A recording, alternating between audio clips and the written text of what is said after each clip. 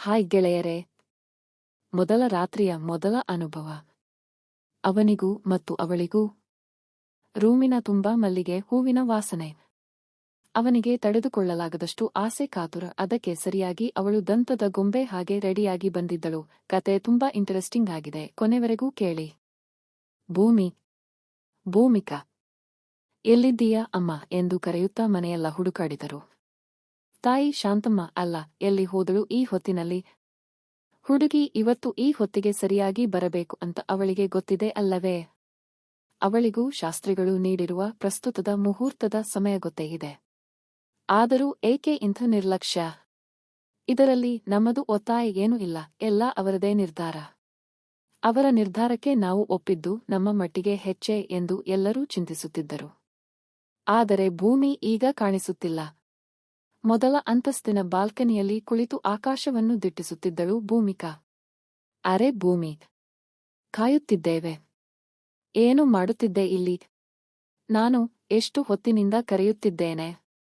ಏನು ಹೇಳಲೇ ಇಲ್ಲವಲ್ಲ ಎಂದವರು ಮಗಳ ಗಲ್ಲವನ್ನು ಹಿಡಿದು ಮುಖಕ್ಕೆ ಮುಖ ಕೊಟ್ಟು ಮಾತನಾಡಿದರು. ಪ್ರಸ್ತುತ ದಿನ ಹೇಗೋ ಏನೋ ಎಂದು ಭಯಪಡುತ್ತಿದ್ದೀಯಾ ಮಗಳೇ? ಅದೆಲ್ಲ ಏನು ಭಯಪಡಬೇಕಾದಿಲ್ಲ, ಎಲ್ಲ ಹೂವೆತ್ತಿದಂತೆ ನಡೆದು ಬಿಡುತ್ತದೆ, ಆಯ್ತಾ? ಮಗಳನ್ನು ಮುದ್ದಿಸುತ್ತಾ ತಾಯಿ ತನ್ನ ತಲೆಗೆ 2 ಕೈಬೆರಳುಗಳನ್ನು ಮಡಚಿ ನೆಟ್ಟಿಗೆ ತೆಗೆದುಕೊಂಡರು. ಯಾರದೋ ದೃಷ್ಟಿ ತಾಗಿರಬೇಕು.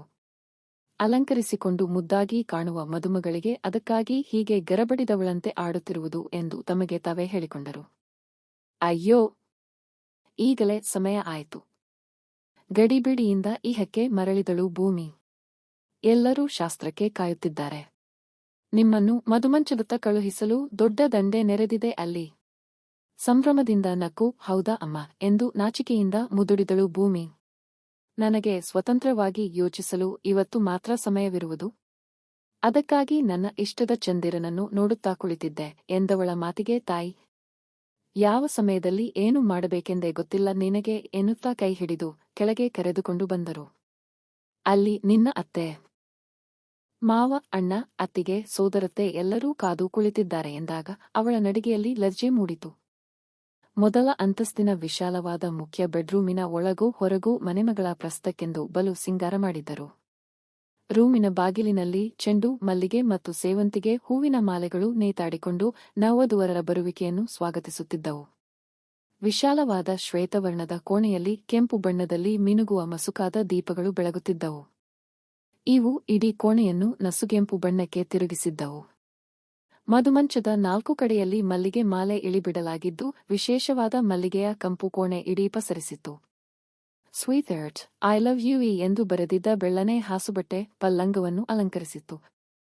ಪ್ರೇಮದ ಸಂಕೇತದಲ್ಲಿದ್ದ 2 ಕೆಂಪು ದಿಂಬುಗಳು ತಮ್ಮ ಸಮರ್ಪಣೆಗೆ ಕಾದು ಕುಳಿತಂತೆ ತೋರುತ್ತಿತ್ತು. ಪಲ್ಲಂಗದ ಮೇಲೆ ಅಲ್ಲಲ್ಲಿ ಕೆಂಪು ಗುಲಾಬಿಯ ಪಕಳೆಗಳು ಚದರಿಕೊಂಡಿದ್ದವು. ಮೇಲ್ಚಾವಣಿಯಲ್ಲಿದ್ದ ಫ್ಯಾನ್ ತಾನು ಕೂಡ ಅಲಂಕಾರಗೊಂಡು ತಂಗಾಳಿಯನ್ನು ಬೀಸಿ ನವವಧುವರರನ್ನು ತಂಪುಗೊಳಿಸುವವನು ನಾನೇ ಎಂದು ಬೀಗುತ್ತಿತ್ತು.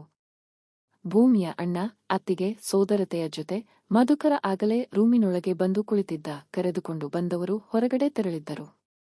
ಎಷ್ಟು ಹೊತ್ತಾದರೂ ಭೂಮಿ ಬಾರದಿರುವುದರಿಂದ ಕಿಟಕಿಯ ಬಳಿ ಹೋಗಿ ನಿಂತು ಹೊರಗೆ ದಿಟ್ಟಿಸುತ್ತಿದ್ದ. ಮನೆಯ ಸುತ್ತಲೂ ಜನರ ಮಾತುಕತೆಗಳು ಕೇಳಿಬರುತ್ತಲೇ ಇದ್ದವು.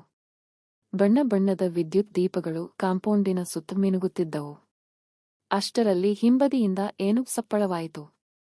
ಮೆಲ್ಲನೆ ಹಿಂದಿರುಗಿದ ಮಧುಕರನ ಕನಸಿನ ರಾಣಿ ಭೂಮಿಕಾ ತನ್ನ ತಾಯಿ ಮತ್ತು ಅತ್ತಿಗೆಯೊಂದಿಗೆ ಕೋಣೆಯೊಳಗೆ ಪ್ರವೇಶಿಸಿದಳು. ಕೈಯಲ್ಲಿ ಬೆಳ್ಳಿಯ ಲೋಟವನ್ನು ಹಿಡಿದಿದ್ದಳು.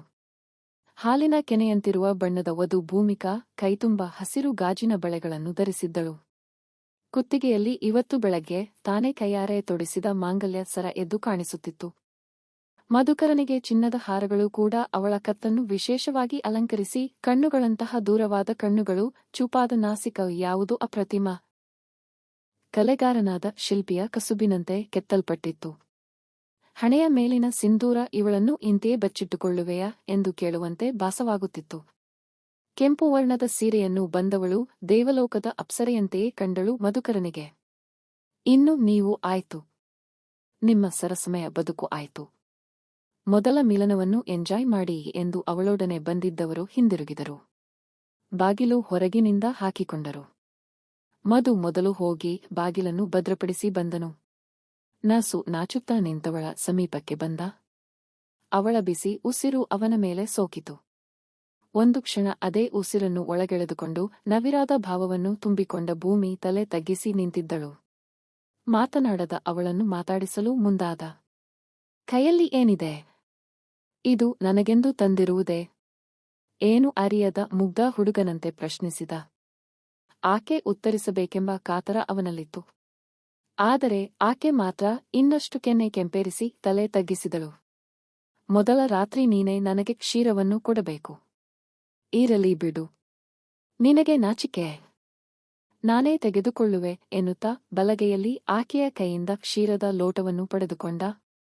ಎಡಗೈಯಲ್ಲಿ ಆಕೆಯನ್ನು ಸುತ್ತುವರೆದು ಭುಜದ ಮೇಲೆ ಕೈಯಿಟ್ಟು ಹಾಲಿನ ಲೋಟವನ್ನು ಆಕೆಯ ತುಟಿಗೆ ಇರಿಸಿದ. ಆಕೆ ಕುಡಿಯಲಿಲ್ಲ. ತನ್ನ ತುಟಿಗಿಟ್ಟು ಒಂದು ಗುಟುಕು ಒಳಗೆಳೆದುಕೊಂಡು ಪ್ರತಿ ಗುಟುಕನ್ನು ಹೀಗೆ ಆನಂದಿಸುತ್ತಾ ತಾನು ಕುಡಿದು ತನ್ನವಳ ಬಾಯಿಗೆ ವರ್ತನೆ. ಅವಳಿಗೆ ಬಲು ಮುಜುಗರ ತಂದಿತು. ತಾಯಿಯ ಎದೆ ಹಾಲು ಸವಿದದ್ದು ಹೊರತುಪಡಿಸಿ ಯಾವತ್ತೂ ಯಾರ ಎಂಜಲನ್ನೂ ತಿನ್ನದ ಅಪ್ಪಟ ಸ್ವಚ್ಛ ಹುಡುಗಿ ಭೂಮಿಕಾ. ಅವಳಿಗೆ ಇನ್ನೊಬ್ಬರು ತಿಂದದ್ದನ್ನು ತಿನ್ನುವ ಅಭ್ಯಾಸವಿಲ್ಲ. ಎಳವೆಯಿಂದಲೇ ಅವಳು ಹಾಗೆಯೇ. ಏನಿದ್ದರೂ ನನಗೆ ಹೊಸದೇ ಬೇಕು ಎನ್ನುವುದು ಅವಳ ಜಾಯಮಾನ. ಆದರೆ ಈಗ ಮಾತ್ರ ಮಧುವಿನ ಬಾಯಿಂದ ಹಾಲು ತನ್ನ ಬಾಯಿ ಸೇರಿದ್ದು ಏನೂ ಹೇಳಲಾರದಷ್ಟು ಅಹಿತ ಎನಿಸಿತು. ಛೀ, ಹೀಗೆಲ್ಲ ಮಾಡಬೇಕಾ? ವಿವಾಹದ ನಂತರ ಬರೀ ಹೇಸಿಗೆ ಎಂದುಕೊಂಡಳು. ಏನು ಯೋಚಿಸುತ್ತಿದ್ದೀಯಾ ಭೂಮಿ ಎಂಬ ತನ್ನವನ ಮಾತು ಅವಳನ್ನು ಎಚ್ಚರಿಸಿತು. ಆತ್ ಅವಳ ಕೈಯನ್ನು ಮೆದುವಾಗಿ ಅದುಮಿದ. ಅವನ ಎಡಗೈ ಆಕೆಯ ಕಟಿಯನ್ನು ಬಳಸಿತ್ತು.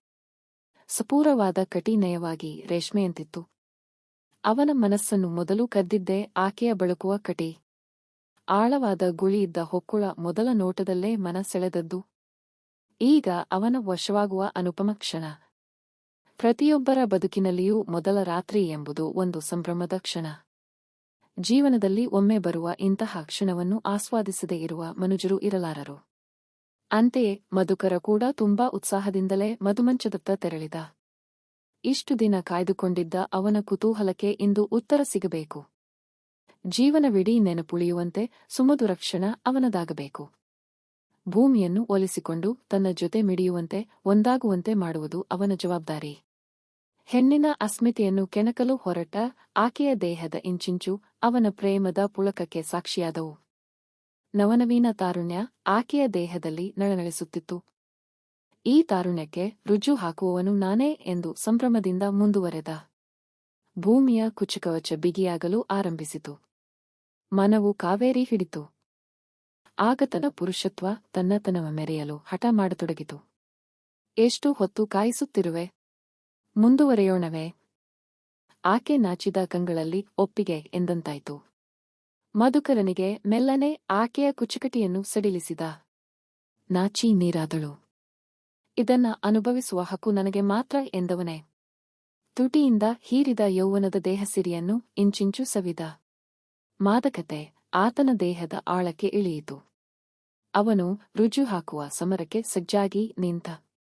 ಅವನಿಗೂ ಈಗ ಒಂಟರ ಹೇಳಲಾಗದ ನಾಚಿಕೆ ಕಸಿವಿಸಿ ಅವನನ್ನು ಆವರಿಸಿತು.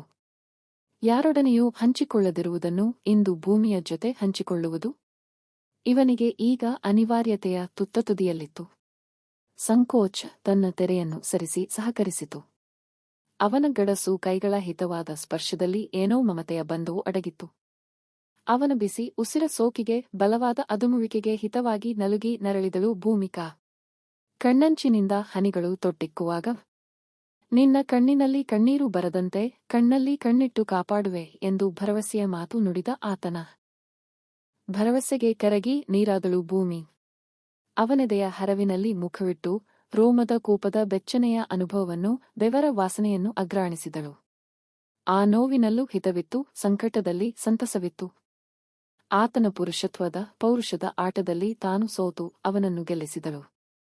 ಮೊದಲ ಅನುಭವ ಹೇಗೋ ಏನೋ ಎಂದು ಇದ್ದವನಿಗೆ ಏನೂ ಕಳವಳವಾಗದಂತೆ ತನ್ನನ್ನು ತಾನು ಸಮರ್ಪಿಸಿಕೊಂಡಿದ್ದಳು. ಅವಳ ಸಮರ್ಪಣೆಯಿಂದ ಅವನ ಕೆಲಸವು ಸರಳವಾಗಿತ್ತು. ದೇಹದ ಕಾವು ಇಬ್ಬರನ್ನೂ ಸೇರಿಸಿ ಸೋನೆ ಮಳೆ ಸುರಿಸಿ ಒದ್ದೆಯಾಗಿಸಿತು. ಬಿಗಿಯಾದ ಹಿಡಿತ ನಿಧಾನವಾಗಿ ಸಡಿಲವಾಗುತ್ತಿತ್ತು. ಯೌವನದ ಹಸಿ ಮೈಯನ್ನು ಕಾಡಿಸಿ ಬೆದಕಿದ ಜೀವ ತುಸು ಅಂತರದಿಂದ ದೂರ ಸರಿಯಿತು. ವಾಶ್ರೂಮ್ನತ್ತ ಮಧುಕರ ನಡೆದ. ಅವನ ಮುಖ ಕಪ್ಪಿಟ್ಟಿತು. ಮದವೇರಿ ಸುಖಿಸಿದ ಪ್ರಣಯದ ಅಮಲು ಒಮ್ಮೆಲೆ ಶಾಕ್ ನೀಡಿದಂತಾಯಿತು. ಇದುವರೆಗೆ ಉಂಡಿದ್ದ ಸವಿಯನ್ನು ಎಲ್ಲಾ ಮರೆತು ಕ್ರೋಧದ ಕಿಡಿ ಕಾರಿದ. ನೀನು ಮೋಸಗಾರ್ತಿ. ಅವನ ಧ್ವನಿ ಗಡಿಸಾಗಿತ್ತು. ನವಿರಾಜ್ ಸುಖ ಸಮರದ ನಂತರ ಇಂತಹದೊಂದು ಘನಘೋರ ಮಾತನ್ನು ಕೇಳುವ ಸ್ಥಿತಿಯಲ್ಲಿ ಇರಲಿಲ್ಲ. ಭೂಮಿಕಾ, ನೀನು ಯಾರೊಡನೆ ಮೋಜುಮಸ್ತಿಯಲ್ಲಿ ತೊಡಗಿದ್ದೆ? ನಿನ್ನಂದ ಚಂದಕ್ಕೆ ಅದೆಷ್ಟು ಪುರುಷರು ನಿನ್ನನ್ನು ಸುಖಿಸಿದ್ದರು. ಏಕೆ ನನಗೆ ಹೀಗೆ ಮೋಸ ಮಾಡಿದೆ? ಇದು ನನಗೆ ಮಾತ್ರ ಅಲ್ಲ, ನನ್ನ ಕುಟುಂಬಕ್ಕೂ ನಿನ್ನ ತಂದೆ ತಾಯಿಗಳಿಗೂ ನೀನು ಮಾಡಿರುವ ಮೋಸ. ಒದರುತ್ತಲೇ ಹೋದ. ಏನು ಅರಿಯದವಳಂತೆ ಭೂಮಿಕಾ ತಲೆ ಕೆಳಗೆ ಹಾಕಿ ಕಣ್ಣೀರು ಸುರಿಸುತ್ತಾ ನಿಂತಿದ್ದಳು. ಭೂಮಿಕಾಳನ್ನು ತಾನೇ ಮೇಲೆ ಬಿದ್ದು ಪ್ರೀತಿಸಿದವನು ಮಧುಕರ. ಆಕೆಯನ್ನು ಕಾಡಿಬೇಡಿ ಮನವೊಲಿಸಿದ. ಆಕೆಯ ಮತ್ತು ತನ್ನ ಹೆತ್ತವರನ್ನು ಒಪ್ಪಿಸಲು ಅವನು ಮಾಡಿದ ಪರಿಶ್ರಮ ಅಷ್ಟಿಷ್ಟಲ್ಲ. ಇಷ್ಟು ವರ್ಷದ ಪ್ರೇಮ ಒಂದೇ ಗಳಿಗೆಯಲ್ಲಿ, ಅದೂ ಕೂಡ ದಾಂಪತ್ಯದ ಮೊದಲ ಮಿಲನ ಮಹೋತ್ಸವದ ಸವಿಗಳಿಗೆಯಲ್ಲಿ ಆನಂದಿಸಿ ಸಂತೃಪ್ತಿಯನ್ನು ಹೊಂದುವ ವೇಳೆಯಲ್ಲಿ ಆಕೆಯ ಮೇಲೆ ದ್ವೇಷ ಕಾರಿದ್ದೇಕೆ? ಭೂಮಿಗೆ ಒಂದು ಅರ್ಥವಾಗಲಿಲ್ಲ.